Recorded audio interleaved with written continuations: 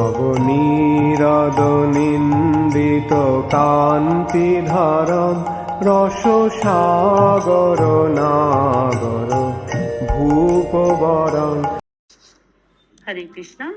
आज हम स्कंध 4 अध्याय 14 का श्लोक नंबर 11 से श्लोक नंबर 18 तक पढ़ेंगे। तो आज का श्लोक नंबर 11, निरूपितः प्रजापालः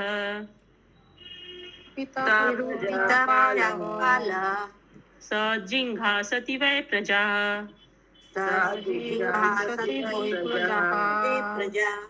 तथापि सान्त्वये अमुमम्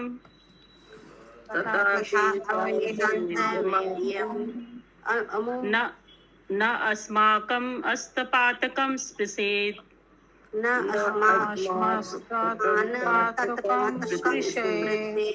अनुवाद अंजना माता जी। फिर स्क्रीन शेयर में थोड़ा सा फिर प्रॉब्लम होगा। फिर बुक नहीं है आपके पास माता जी? बुक है माता जी, फिर स्क्रीन शेयर कर रही हूँ ना, तो फिर मैं बुक की तरफ। अच्छा, तो रेखा माता जी, चाहे शशि माता जी, कोई लोग पढ़िए आप लोग।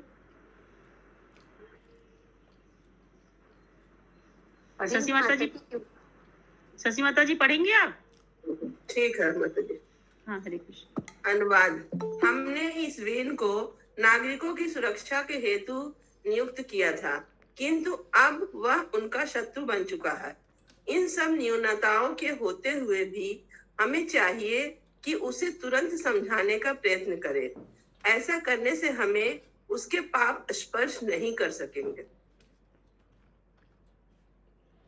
यहाँ पे सभी ऋषि मुनि लोग जो थे, जिन्होंने सब आपस में विचार कर रहे हैं, उसका वेन का जो कार्य था देख करके वो लोग बहुत निराश हैं, और वो लोग सब कह रहे हैं कि हमसे बहुत बड़ा गलती हो गया।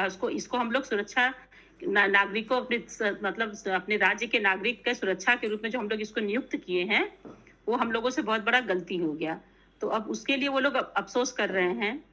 अब उसी को आगे हम लोग सुनेंगे, कैसे ये लोग इसको सही करेंगे। হরে কৃষ্ণ মাতাজি অনুবাদের লাস্ট লাইনটা, তার ফলে তার পাপ আমাদের স্পর্শ করবে না, এটা কে কাকে বলছে? माता जी, ये ऋषि लोग जो लोग वेन को अपना राजा नियुक्त किए थे, वो लोग आपस में बात कर रहे हैं, क्योंकि वो तो बहुत क्रूर राजा था ना, तो प्रजा उससे बहुत परेशान थी। देखिए, पिछले श्लोक में हम लोग सुने भी हैं कि राजा जो दुष्ट राजा का समर्थन करना वैसे ही है जैसे सर्प को दूध पिलाना। ये समस्त संकटों का कारण है। तो इसीलिए वो लोग अभी इसी के लिए बात कर रहे हैं कि उसके पाप हम लोगों को स्पर्श नहीं कर सकेंगे। अच्छा, ठीक है जी। आगे माता जी। हरे कृष्ण। तात्पर्य।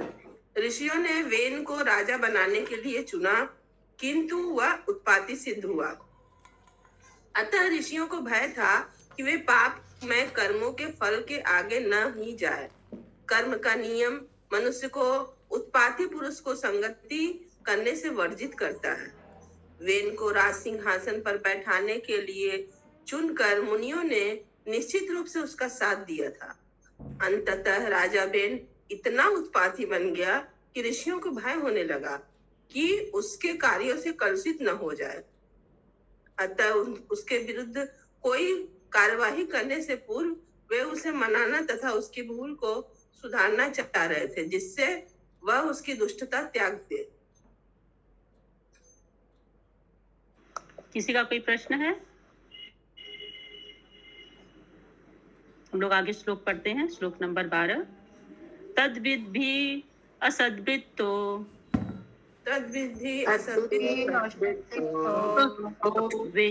वेनो अस्माभिः कृतो नृपः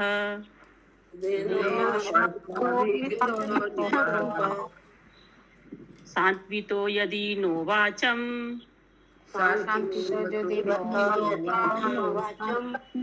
न ग्रहिष्य अधर्मकृत्।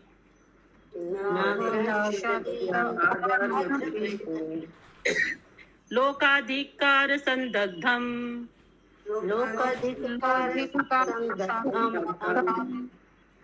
दहिष्यामा स्वतेजसा।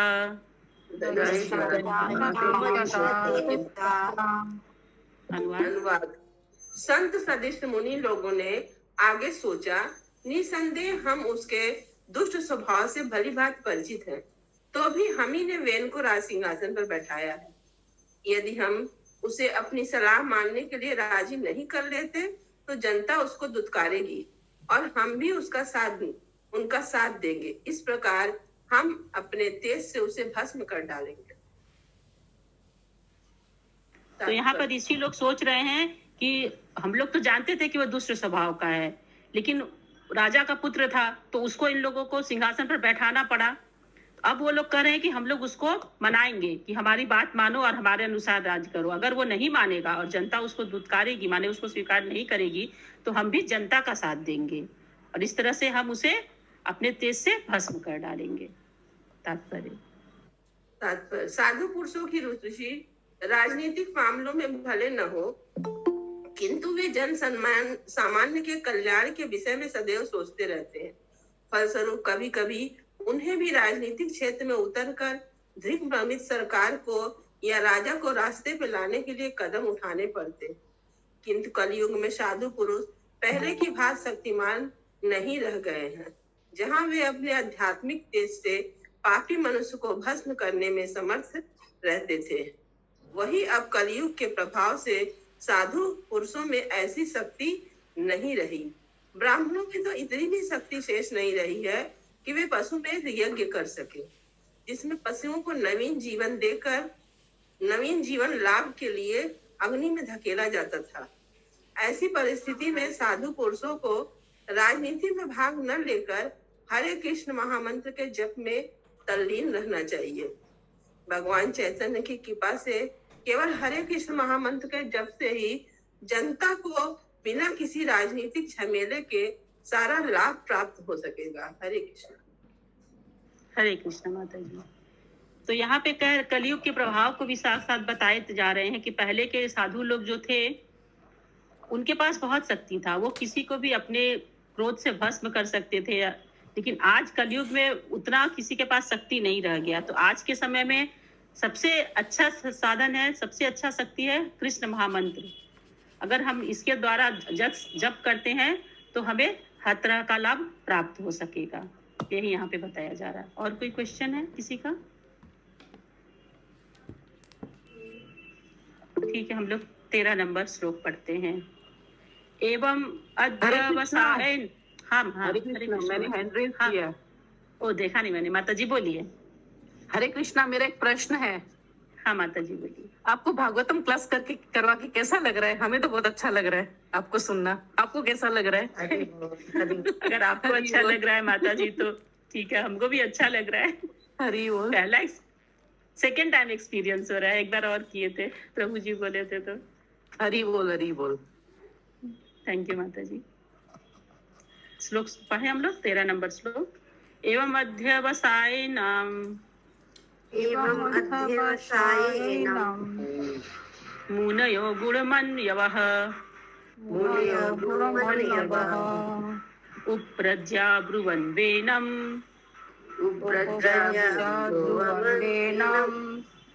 शान्त्य इत्वा च सामभिः। अनुवाद। ऐसा निश्चय कर ऋषिगण राजा वेन के पास गए और अपना वास्तविक क्रोध छिपाते हुए उन्होंने उसे मीठे वचनों से समझाया बुझाया। फिर उन्होंने इस प्रकार कहा। सब आपस में सभी ऋषिगण जो थे उन्होंने विचार विमर्श किया और अपने क्रुद्ध तो थे वो लोग, लेकिन अपने क्रोध को छुपाते हुए और मीठे वचन से उसको समझाने का कोशिश किए, शायद वेन हमारी बातों को मान जाएगा। तो हम लोग अगला श्लोक में सुनेंगे। मुनयः ऊचु निपवर्य निबोधय तत्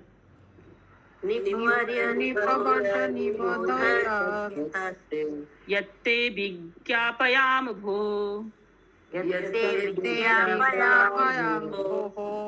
आयु श्री बल कीर्तिनाम तब तात विवर्धनम। अनुवाद। मुनियों ने कहा, हे राजन, हम आपके पास सदुपदेश देने आए हैं, कृपया ध्यान पूर्वक सुने। ऐसा करने से आपकी आयु, ऐश्वर्य, बल तथा कीर्ति बढ़ेगी तात्पर्य: वैदिक सभ्यता के अनुसार राजतंत्र में राजा को साधु पुरुष तथा मुनिजन सलाह देते हैं। उनकी सलाह से सबसे बड़ा शासक बन सकता है और उसके राज्य का प्रत्येक पाड़ी सुखी, शांत तथा संपन्न हो सकता है। बड़े बड़े राजा महान साधु पुरुषों के आदेशों को ग्रहण करने के लिए सचेष्ट रहते थे। राजा लोग बड़े बड़े मुनियों यथा पराशर, व्यासदेव, नारद, तेवर तथा असित के आदेशों को मानते थे। दूसरे शब्दों में पहले वे साधु पुरुषों की सत्ता को स्वीकारते थे और तब अपनी राजतंत्र शक्ति का प्रयोग करते थे। दुर्भाग्यवश कलयुग में राज्य का मुखिया साधु पुरुषों द्वारा दिए गए आदेशों का पालन नहीं करता, जिससे न तो प्रजा और न ही सरकारी व्यक्ति सुखी रहते हैं। उनकी आयु घट जाती है और प्राय हर व्यक्ति दुष्ट है तथा शारीरिक तथा आध्यात्मिक शक्तियों से विहीन होता जा रहा है। यदि हम इस प्रजातांत्रिक युग में जनता सुखी और संपन्न होना चाहती है तो उन्हें चाहिए कि वे धूर्तों तथा मूर्खों को न चुने, जिनमें साधु पुरुषों के लिए कोई आदर भाव है ही नहीं। हरे कृष्णा। तो यहाँ फिर से कलयुग के मतलब आज वर्तमान में हम लोगों को शिक्षा दे रहे हैं प्रभुपाद जी कि मतलब अगर हम किसी व्यक्ति को अपना नेता चुन रहे हो तो एक मतलब किसी धूर्त और मूर्ख व्यक्ति को न चुने, जो योग्य हो उसको चुने ताकि हमारा विकास हो सके। कोई प्रश्न है किसी का? श्लोक नंबर 15। धर्म आचरितः पुंसाम वांग मनः काय बुद्धिभिः लोकान विशोकान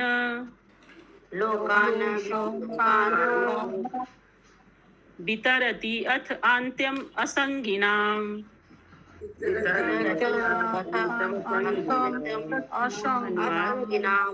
अनुवाद: जो लोग धार्मिक नियमों के अनुसार रहते हैं और जो मन, वचन, शरीर तथा बुद्धि से इनका पालन करते हैं वे स्वर्गलोक को जाते हैं।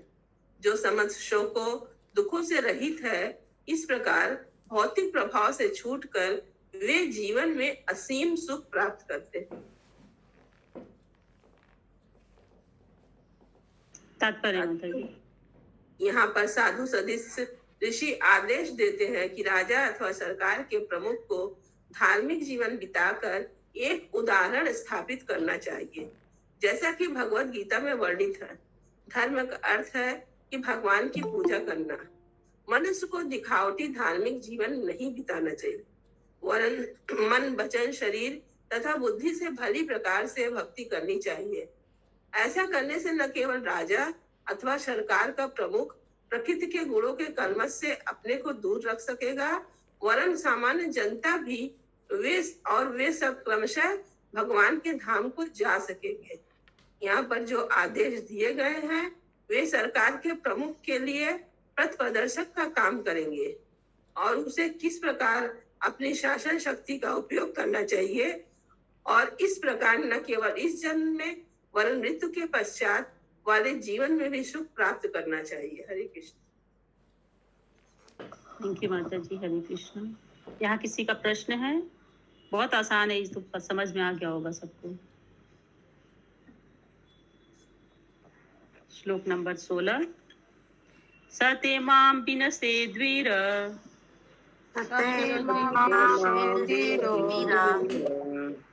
प्रजानाम क्षेम लक्षणः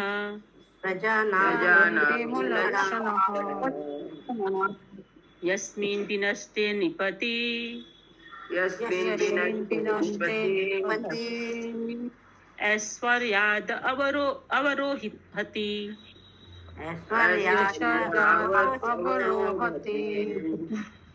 मुनि ने आगे कहा, अतः हे महान वीर, आपको सामान्य जनता के आध्यात्मिक जीवन को विनष्ट करने में निमित्त नहीं बनना चाहिए। यदि आपके कार्यों से उनका आध्यात्मिक जीवन विनष्ट होता है तो आप निश्चित रूप से अपने ऐश्वर्यपूर्ण और राजोचित पद से नीचे गिरेंगे। यहाँ पर अभी भी ऋषि लोग जो हैं, मुनि लोग, वो राजा वेन को समझा रहे हैं कि अगर आप आध्यात्मिक जीवन नहीं मतलब निमित्त नहीं बनना चाहते हैं तो इससे आपका कार्य में जो भी आप करेंगे वो सब विनष्ट हो जाएगा। आध्यात्मिक जीवन आपका विनष्ट हो जाएगा। आप अपने ऐश्वर्यपुर और राज्य से, राज्योचित जो पद है आपका, उससे आप नीचे गिर जाएंगे। तात्पर्य माता जी। प्राचीन काल में विश्व के प्राय सभी भागों में राजतंत्र था, किंतु धीरे धीरे जैसे जैसे आदर्श धार्मिक जीवन से इंद्रिय तृप्त के ईश्वर विहीन जीवन में राजतंत्र का पतन होता गया, विश्व भर से राजतंत्र हटता गया। किंतु जब तक सरकारी व्यक्ति धार्मिक न हो और महान धार्मिक पुरुषों के पद चिन्हों का अनुसरण न करे, तब तक राजतंत्र को मिटाकर उसके स्थान पर प्रजातंत्र को लाना पर्याप्त न होगा। यहाँ तात्पर्य में यही समझाया जा रहा है कि पहले जो था राजा लोगों का शासन था, एक राजा होता था और उसके अंदर सब लोग उसकी बात मानते थे। लेकिन अब जो प्रजातंत्र है तो अपनी अपनी सबका अपना मत और अपना अपना सबका कार्य हो जा रहा है। तो यहाँ पे कह रहे हैं कि जब तक हम लोग अपने पूर्वजों के यानी जो हमारे आचार्यगण थे उनके बातों को नहीं मानेंगे, उनके पद चिन्ह को अनुसरण नहीं करेंगे, तो बिना उसको अनुसरण किए हर कोई अपने मनमानी करेगा। तो इसीलिए प्रजातंत्र को लाने के पहले हमको क्या करना पड़ेगा कि अपने धार्मिक जो हमारे आचार्यगण हैं उनके पद चिन्हों का अनुसरण करके ही आगे बढ़ना पड़ेगा। तभी हम एक सुखी साम्राज्य, एक सुखी राज्य का सपना देख सकेंगे। श्लोक नंबर 17। राजन असाधु अमात्येभ्य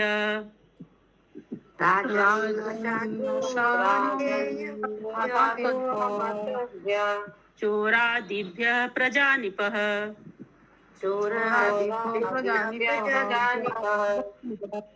रक्षन् यथा बलिं गृह्णाम्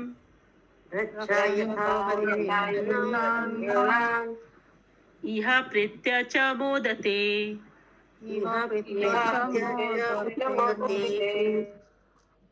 मुनियों ने आगे कहा, जब राजा दुष्ट मंत्रियों के तथा चोर उचक्कियों के उत्पातों से नागरिकों की रक्षा करता है, तो अपने इन पवित्र कार्यों के कारण वह अपनी प्रजा से कर प्राप्त कर सकता है।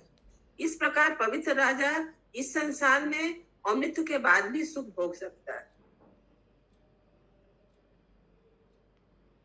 तो अनुवाद में हम लोग को यही कहा जा रहा है कि राजा दुष्ट था और चोर उचक्के उसके राज में बहुत ज्यादा बढ़ गए थे। तो अगर वो अपने नागरिकों की उन चोर उचक्कों से अगर रक्षा भी नहीं कर पा रहा है तो ऐसे राजा को अपनी प्रजा से सुख भी प्राप्त करने का अधिकार नहीं है। तो अपने पवित्र राजा, इसलिए इस प्रकार पवित्र राजा इस संसार में मृत्यु और दुख के बाद भी सुख भोग सकता है। इस प्रकार पवित्र राजा इस संसार में, ये वाला लाइन सरस्वती माता जी नहीं समझ में आ रहा, इसको समझाइए। अनुवाद का लास्ट लाइन, इस प्रकार पवित्र राजा इस संसार में और मृत्यु के बाद भी।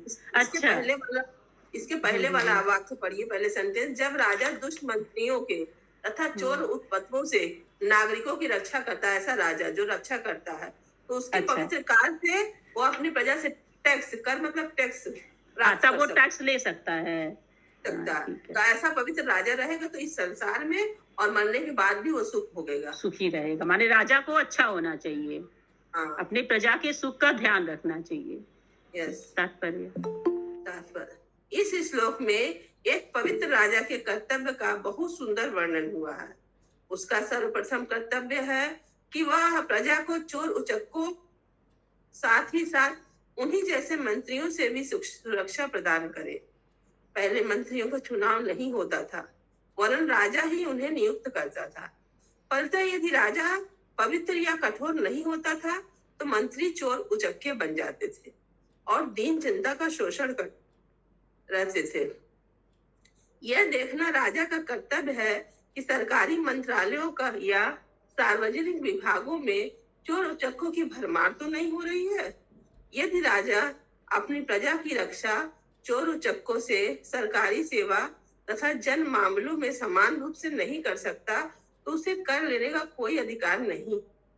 दूसरे शब्दों में, जो राजा या सरकार नागरिकों पर कर लगाती है वह कर तभी ले सकती है जब वह राजा या सरकार नागरिकों की चोर उचक्कों से रक्षा कर सके।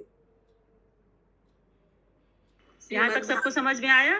पहले माता जी अनुवाद में जो बताई वही चीज यहाँ पर भी बताया जा रहा है कि राजा को अब चोर उचक्कों से अपनी प्रजा की रक्षा करनी होगी, तभी वो टैक्स लेने का अधिकारी बन सकता है। आगे माता जी। श्रीमद् भागवत के 12वें स्कंद में 12.1.42 सरकारी सेवा के इन चोर उचक्कों का वर्णन मिलता है। कहा गया है कि प्रजातस्ते भक्षण सती मलिक्षा राजन रूपिण्य, ये दंभी मलिक्ष शूद्रों से भी निम्न अपने को राजा कहकर अपनी प्रजा को सताएंगे और उनकी प्रजा का बर्ताव निम्न स्तर का होगा। इस तरह से गंदी आदतों एवं मूर्खतापूर्ण व्यवहार के कारण प्रजा भी राजा के समान हो जाएगी। भाव यह है कि कलयुग के प्रजातांत्रिक काल में सामान्य जनता शूद्रों के स्तर तक पवित्र हो जाएगी, जैसा कि कहा गया पतित हो जाएगी माता जी, पतित स्तर तक पतित हो जाएगी, जैसा कि कहा गया है कलौ शूद्र संभव, व्यवहारतः विश्व की सारी जनसंख्या शूद्र हो जाएगी। शूद्र चौथा वर्ग है जो 3 उच्च सामाजिक वर्णों की सेवा करने के लिए उपयुक्त है। चतुर्थ श्रेणी के व्यक्ति होने के कारण शूद्र अधिक बुद्धिमान नहीं होते, क्योंकि आज के प्रजातांत्रिक युग में जनता इतनी पतित हो चुकी है कि वह इस श्रेणी के व्यक्ति को चुन सकती है, किंतु इन शूद्रों द्वारा संचालित होने पर सरकार ठीक से नहीं चल सकती। द्वितीय श्रेणी के व्यक्ति, जिन्हें क्षत्रिय कहा जाता है, बुद्धिमान साधु पुरुषों ब्राह्मणों के निर्देशन में देश की शासन की डोर संभालने के लिए उपयुक्त होते हैं। अन्य युगों सतयुग, त्रेता युग तथा द्वापर युग में जनता इतनी पतित नहीं थी और सरकार के प्रमुख का चुनाव नहीं होता था। राजा ही सर्वोच्च कार्यकारी पुरुष होता था और यदि किसी मंत्री को चोरी करते पकड़ लेता था तो या तो वह तुरंत उसका वध करवा देता था या सेवा से निकाल दिया जाता था। राजा का कर्तव्य होता था कि वह चोर उचक्कों का वध करे। इस प्रकार उसका यह भी कर्तव्य होता था कि बेईमान मंत्री का तुरंत वध कर दे। ऐसी चौकसी से राजा अपना शासन ठीक से चला सकता था और प्रजा भी ऐसे राजा को पाकर प्रसन्न रहती थी। निष्कर्ष यह है कि जब तक राजा चोर उचक्कों से अपनी प्रजा की रक्षा नहीं कर सकता, तब तक उसे कोई अधिकार नहीं है कि वह अपने इंद्रिय तुष्ट के लिए नागरिकों से कर संग्रह कर सके। किंतु यदि वह नागरिकों की सुरक्षा प्रदान करता है और उन पर कर लगाता है तो इस जीवन में सुखपूर्वक और शांतिपूर्वक रह सकता है और मरने पर वह स्वर्ग को या वैकुंठ लोक तक को भी जा सकता है, जहाँ वह सभी प्रकार से सुखी रहेगा। हरे कृष्ण। हरे कृष्णा। तो इसमें हम लोग को इस श्लोक में यही बताया जा रहा है कि आज का जो कलयुग और पहले जो राज्य था उन दोनों का तुलना किया जा रहा है कि आज क्या जनता मतलब इतना निम्न पतित हो गई है कि वो शूद्र को भी अपना राजा बना सकती है, जबकि पहले के युग में पहले जो थे क्षत्रिय लोग राज्य करते थे। उस समय क्या था कि अगर कोई राज्य में कुछ भी गड़बड़ हो रहा है या कोई कुछ गलत कार्य कर रहा है तो राजा को हक होता था कि वो या तो उसका वध कर दे या उसको सेवा से निकाल दे। तो प्रजातंत्र में ये सब संभव नहीं है। प्रजातंत्र प्रजा का राज्य, सब अपनी मनमानी करते हैं। तो इसी दोनों को यहाँ पे कंपैरिजन किया गया है। किसी का कोई सवाल, कोई प्रश्न है किसी का? आज का अंतिम श्लोक हम लोग पढ़ेंगे, श्लोक नंबर 18। यस्य राष्ट्रे पुरे चैव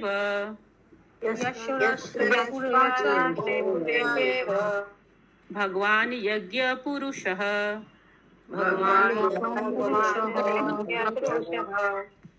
युज्यते स्वेन धर्मेण जनै वर्णाश्रमान्वितै।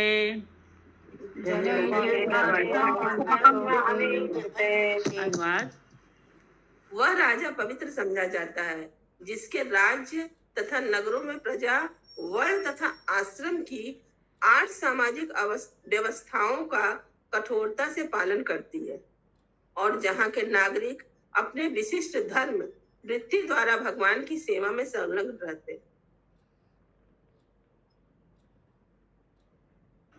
किसी को कुछ समझ में आप समझना इसमें? वर्ण और आश्रम हमारा 8 सामाजिक व्यवस्था है और उसका हमको नियम दृढ़ता से नियम पालन करना चाहिए। यही श्लोक में बताया जा रहा है। आगे माता जी तात्पर्य। इस श्लोक में राजा तथा नागरिकों के कर्तव्य की सुंदर व्याख्या मिलती है।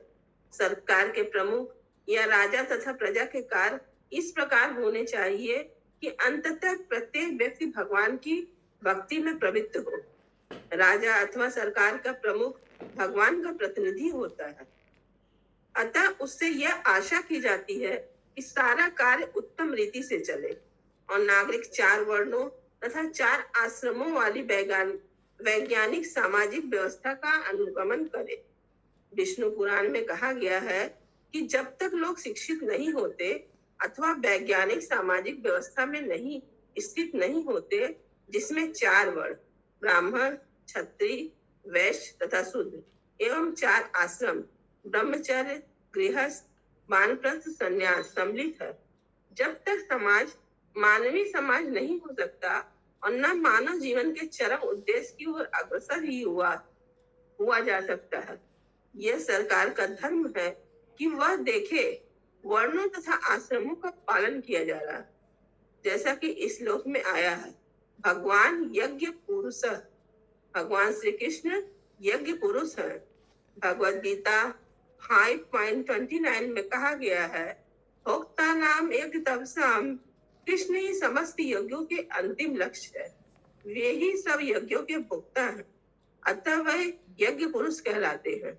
यज्ञ पुरुष शब्द भगवान विष्णु, श्री कृष्ण या विष्णु तत्व की कोटि में आने वाले किसी भी भगवान का सूचक होता है। मानव समाज में लोग वर्णों तथा आश्रमों में व्यवस्थित हैं और अपने अपने कार्यों द्वारा भगवान विष्णु की उपासना में लगे रहते हैं। प्रत्येक नागरिक अपनी वृत्ति में लगा रहकर अपने कर्मों के फल द्वारा सेवा करता है, यही जीवन की पूर्णता है, जैसा कि भगवद गीता 18.46 में कथित है। यतः प्रवृत्ति भूतानां येन सर्वम् इदं ततं स्वकर्मणा तम अभर्च्यम सिद्धिं विन्दन्ति मानवः। जिस परमेश्वर से सब प्राणियों का जन्म हुआ है और जिससे यह संपूर्ण जगत व्याप्त है, अपने स्वाभाविक कर्म से उसे पूछकर मनुष्य संसिद्धि को प्राप्त होता है। इस प्रकार शास्त्रों में वर्णित विधि के अनुसार ब्राह्मणों, क्षत्रियों, वैश्यों तथा शूद्रों को अपने अपने नियत कर्म करने चाहिए। इस प्रकार हर व्यक्ति भगवान विष्णु को प्रसन्न कर सकता है। राजा को या सरकार के प्रमुख को देखना चाहिए कि सारे नागरिक इसी प्रकार से कर्म करें। दूसरे शब्दों में, राजा या सरकार को अपने कर्तव्य से यह कर विमुख नहीं होना चाहिए कि राज तो धर्म निरपेक्ष है, जिसमें लोगों के वर्णाश्रम धर्म के पालन करने या न करने में उसकी रुचि नहीं। आजकल जो लोग सरकारी सेवा में हैं और लोगों पर शासन करते हैं, उनके मनों में वर्णाश्रम धर्म के लिए तनिक भी आदर नहीं। उनका पूर्ण विश्वास है कि राज धर्म निरपेक्ष है। ऐसी सरकार में कभी कोई सुखी नहीं रह सकता। लोगों को वर्णाश्रम धर्म का पालन करना चाहिए और राजा का कर्तव्य है कि यह देखे कि वे इसका ठीक से पालन कर रहे हैं। हरे कृष्णा। हरे कृष्ण। किसी का कोई प्रश्न है? यहाँ वर्णाश्रम धर्म के बारे में हम बताया जा रहा है। सभी ऋषि मुनि राजा को अभी तक समझा ही रहे हैं बेन को। अभी उसका निष्कर्ष हम लोग कल देखेंगे। श्रीमद् भागवतम की जय। जय। हरे कृष्ण।